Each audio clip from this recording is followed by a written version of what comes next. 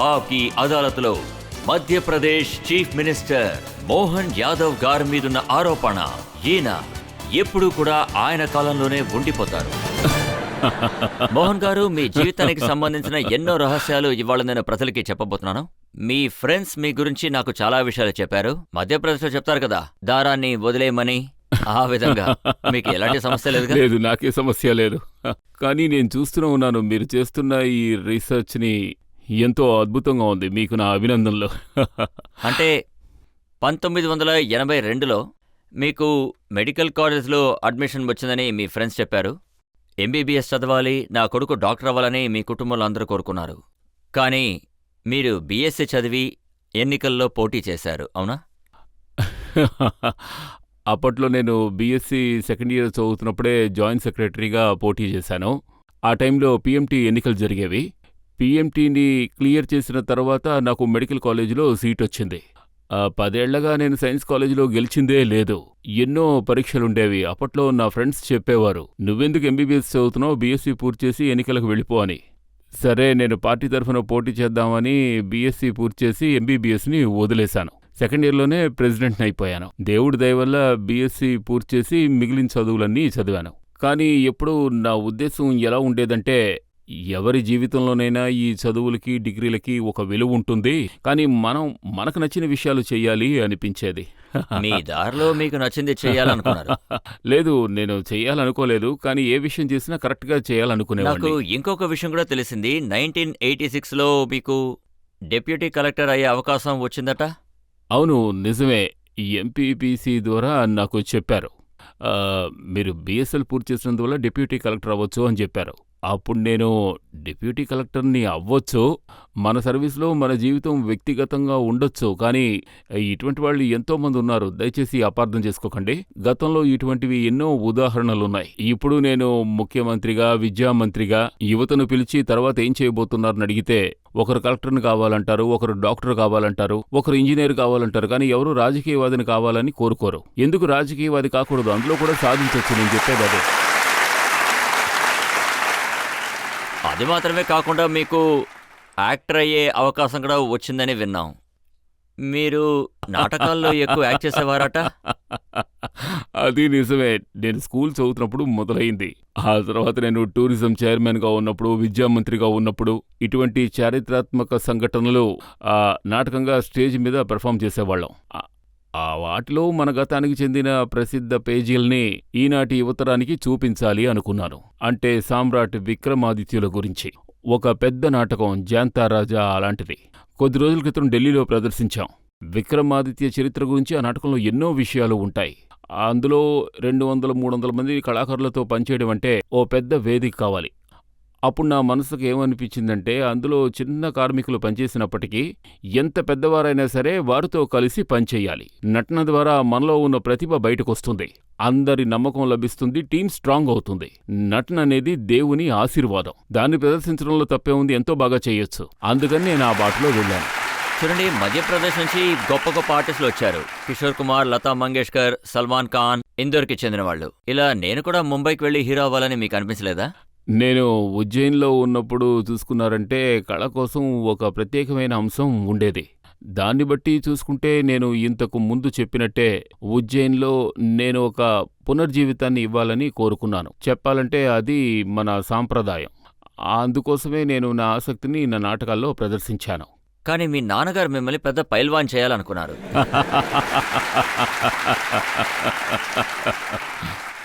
అది కూడా నిజమే. మా కుటుంబం యాదవుల కుటుంబం కావడం వల్ల ఆహార విషయంలో దేవుడు మాకు ఏ లోటు కలిగించలేదు. పాలు, పెరుగు, నెయ్యి ఎప్పుడూ ఇంట్లో ఉండేవి. అందువల్ల మొదటినుంచే మా నాన్నగారు 2 విషయాలు గట్టిగా చెప్పేవారు. శరీరాన్ని బాగా ఉంచుకోవాలి, ఆ తర్వాత భవిష్యత్తులో మన శరీరానికి ఎటువంటి రోగాలు రాకుండా ఉంటాయి, అందువల్ల శరీరాన్ని దృఢంగా ఉంచుకోవాలని చెప్పేవారు. అదేవిధంగా సెల్ఫ్ కాన్ఫిడెన్స్ కూడా ఎంతో ముఖ్యమని చెప్పేవారు.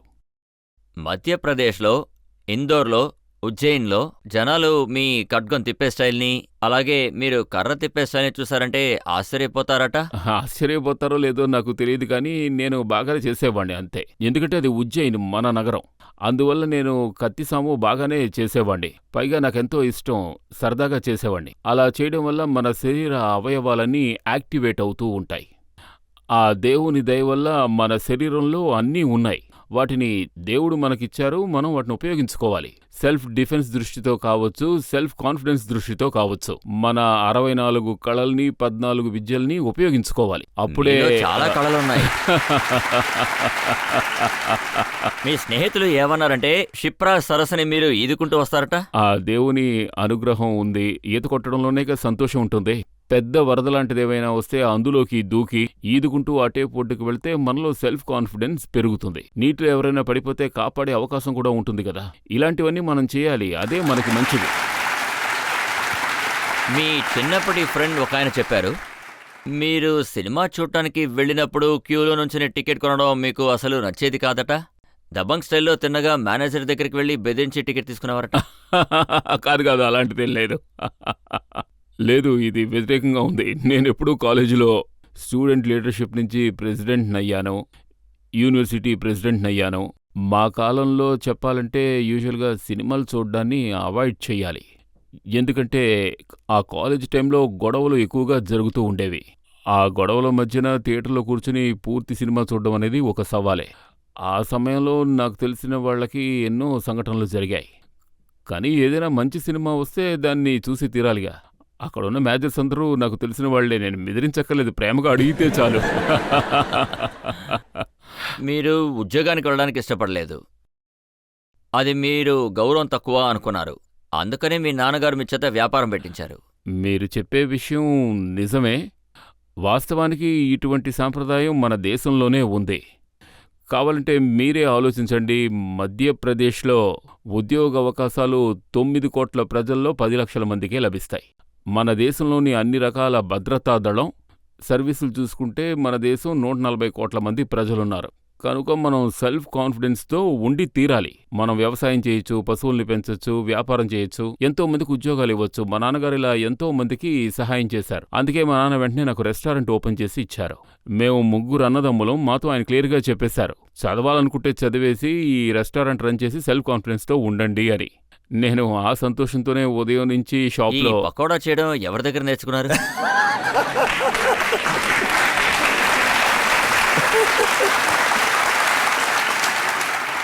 మీరు ఇలాంటి కొట్టు ఓపెన్ చేస్తే మీరు కూడా నేర్చుకుంటారు.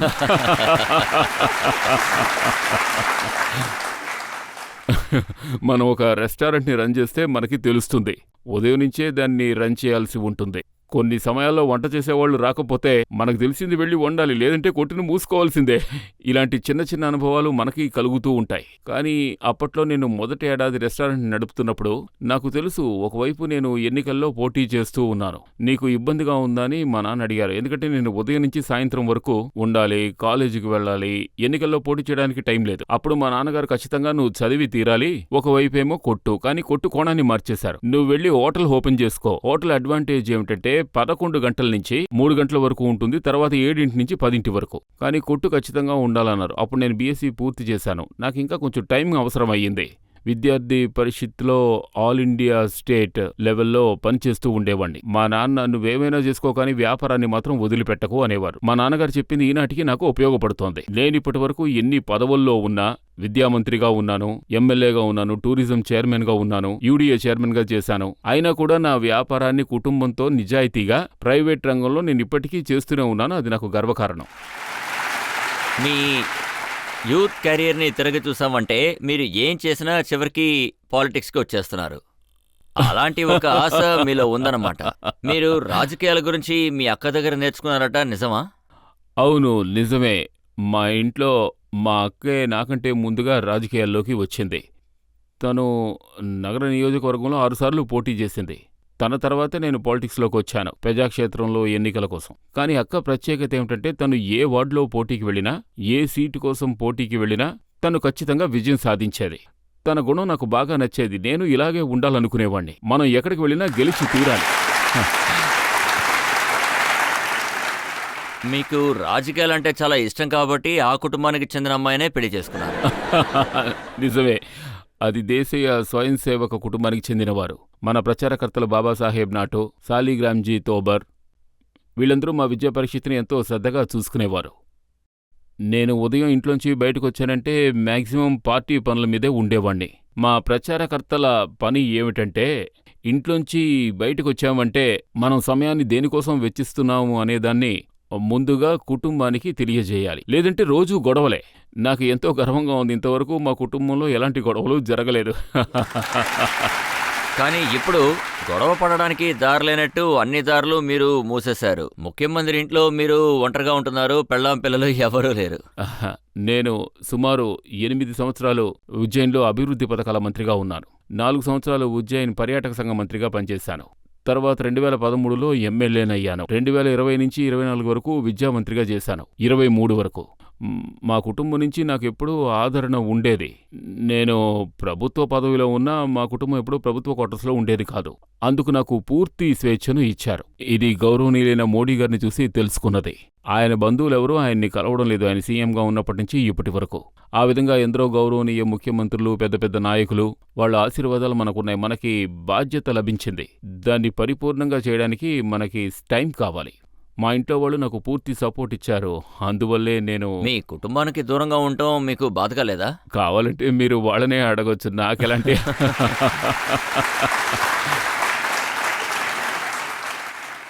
నేను మీ డిగ్రీస్ అన్నిటినీ చూశాను. Law certificate, BA certificate, doctorate certificate.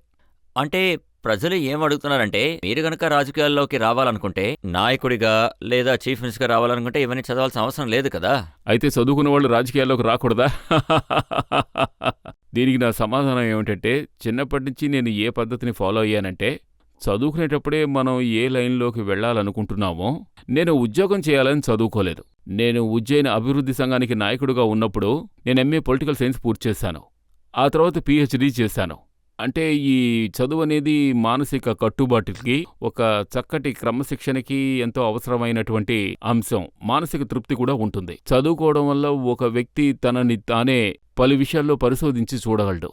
నాకిప్పుడు నిజంగా ఎంతో సంతోషంగా ఉంది. చదువుకునే విషయంలో నాకు ఇప్పుడు అవకాశం దొరికినా నాకు చదువుకోవడంలో ఉన్న సంతోషం ఇంకెందులోనూ ఉండదు. అలాగే మీకు రాసే అలవాటు కూడా ఉంది కదా? అవును, రాస్తాను. నేను కొన్ని పుస్తకాలు రాశాను. ఉదాహరణకి ఉజ్జయిన్ ఆత్మీక పర్యటన. బుక్ పేరు క్రోధ్. పుస్తకం పేరు క్రోధ్ కాదు, కానీ ఆత్మబోధన ఖచ్చితంగా అందులో ఉంటుంది. నేను రచన విషయంలో హిస్టరీని కూడా రాస్తూ ఉంటాను. హిస్టరీ అంటే నాకు చాలా ఇష్టం. అలాగే మిమ్మల్ని చూస్తే భయపడతారు కూడా. కుస్తీ సంఘానికి మీరు నాయకుడిగా ఉండేవారట. అయితే మీ దగ్గర చాలా మంది పైల్వాన్లు ఉంటారుగా. దీని గురించి నేను ఏమని చెప్పాలి? కానీ ఒక విషయం నిజం. స్వామి వివేకానంద చెప్పినట్టు ఆరోగ్యవంతులకే ఆరోగ్యమైన మెదళ్ళు ఉంటాయి. నేను ఆ మాటను పూర్తిగా నమ్ముతున్నాను. మీరు చెయ్యని పనంటూ ఏదైనా ఉందా? నాకు ఎలాంటి పని చేయడానికైనా సంకోచం అనేదే ఉండదు. కానీ వినయంతో ప్రజలతో మాట్లాడడం అంటే నాకు ఇష్టం. జీవితంలోని ప్రతి తరుణంలోనూ సంతోషంగా జీవించాలి. మనం జీవితంలో ఎంత దూరం ప్రజలు వస్తారో తెలీదు, కానీ వచ్చినంత వరకు సంతోషంగా ఉండాలి. దేవుని అనుగ్రహం వల్ల ఒక సాధారణ మనిషిని, మా కుటుంబంలో ఎలాంటి మంత్రులు లేరు, ఎమ్మెల్యేలు లేరు, ఎంపీలు లేరు. ముఖ్యమంత్రి గారి విషయమైతే అస్సలు చెప్పక్కర్లేదు. పార్టీ కింద స్థాయి నుంచి ఒకరిని ఎంచుకుని ముఖ్యమంత్రిని చేశారు. అందుకు నేను చాలా సంతోషిస్తున్నాను. పబ్లిక్ నుంచి ఎవరైనా ఏదైనా అడుగుతారా? సార్, నా క్వశ్చన్ ఏంటంటే, మీ పేరు వచ్చి డాక్టర్ మోహన్ యాదవ్. నేనేం తెలుసుకోవాలనుకుంటున్నానంటే, మీరు ఏ సబ్జెక్ట్లో రీసెర్చ్ చేశారు? నేను పొలిటికల్ సైన్స్లో బీజేపీ, అంతకు ముందున్న రాజకీయం, మధ్యప్రదేశ్ పరిస్థితి గురించి పరిశోధించాను. Okay sir, thank you sir. ఇంకో విషయం కూడా చెప్పాలి. నేను ఈ సబ్జెక్ట్ ఎందుకు తీసుకున్నానంటే, మామూలుగా ఒక మంత్రి పిహెచ్డీ చేశారంటే ఆ థీసిస్ ఇంకెవరో రాసిస్తారు అన్న ఒక నేరారోపణ ఉంటుంది. అందువల్ల నన్ను నిద్రలోంచి లేపి అడిగినా బీజేపీ అనే పార్టీ ఎప్పుడు మొదలయ్యింది, ఎప్పుడు ఏర్పడింది అనేది కళ్ళు మూసుకుని చెప్పగలను. బీజేపీలో ఉన్న మీడియా కార్మికుల అవినీతి భాగం ఎంతో మీరు థీసిస్లో రాశారా? అవును, దాని గురించి కూడా నేను రాయడానికి ప్రయత్నిస్తున్నారా? లేదు. నేను మీడియా కార్మికుల సేవ గురించి కూడా రాశాను. అది బీజేపీ పార్టీకి చెందిన మాజీ రాజకీయాల మీద దృష్టికోణం.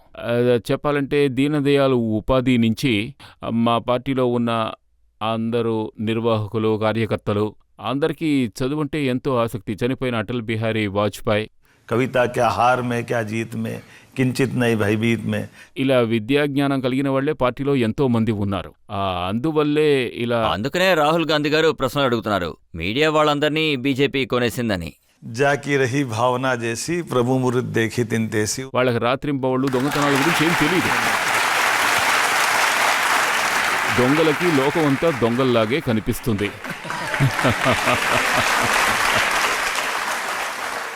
ఇంకెవరైనా అడగాలనుకుంటున్నారా?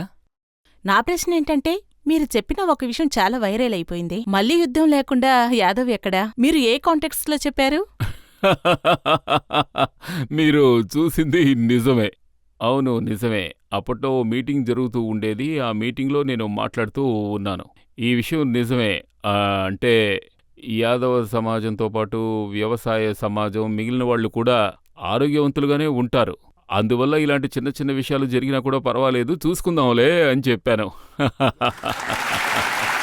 మీరు చెప్పింది ఎలా ఉందంటే, కుస్తీ లేని యాదవ్ ఎలా ఉంటారు, లాఠీ లేని యాదవ్ ఎలా ఉంటారు అని. ఈ విషయాన్ని మీరు అఖిలేష్ యాదవ్ గారి ప్లేస్ లో చెప్పారు.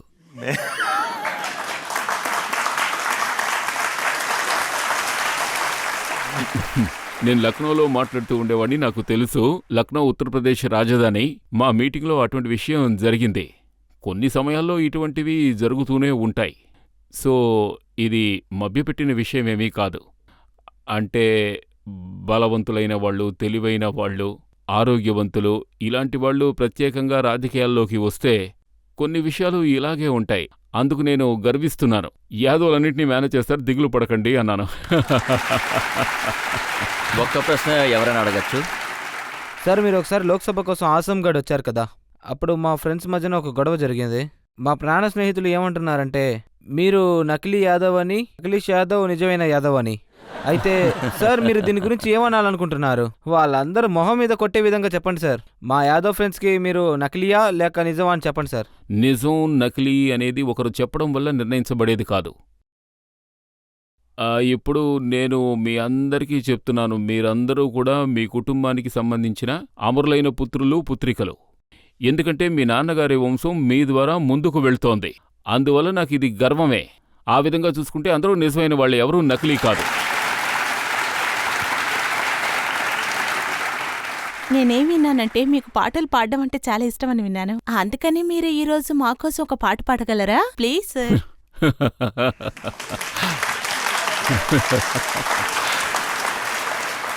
మీరు మల్టీ టాలెంట్ ఉన్నవారు కాబట్టి ఒక్కొక్కటి బయటికి వస్తున్నాయి. కొన్ని రహస్యాలు నా దగ్గర, కొన్ని పబ్లిక్ దగ్గర ఉన్నాయి. అంటే పాటలు కాలేజీ టైంలో అయితే వేరు. ఇప్పుడు నేను రాజకీయ నాయకుణ్ణి, మాట్లాడితేనే బాగుంటుంది. పాటలు కొంచెం కష్టంగా ఉంటుంది. కానీ నిజమే, మన మానసిక ఎదుగుదలకి, ప్రశాంతమైన భావనలకి, ఒక పటిష్టమైన ఆలోచనకి సత్సంగం పాటలు ఎంతో ఉత్సాహాన్ని ఇస్తాయి. అందువల్ల నాకు భక్తి విషయంలో కాస్త ఆసక్తి ఎక్కువ. అందువల్ల ఉత్సవాలాంటి వాటిని చేసుకోవడం అంటే నాకు ఇష్టం. అంతే తప్ప నాకు పాటలు పాడే సార్, మా అలవాటు ఏం కోసం ఒకే లేదు. ఒక పాడండి సార్.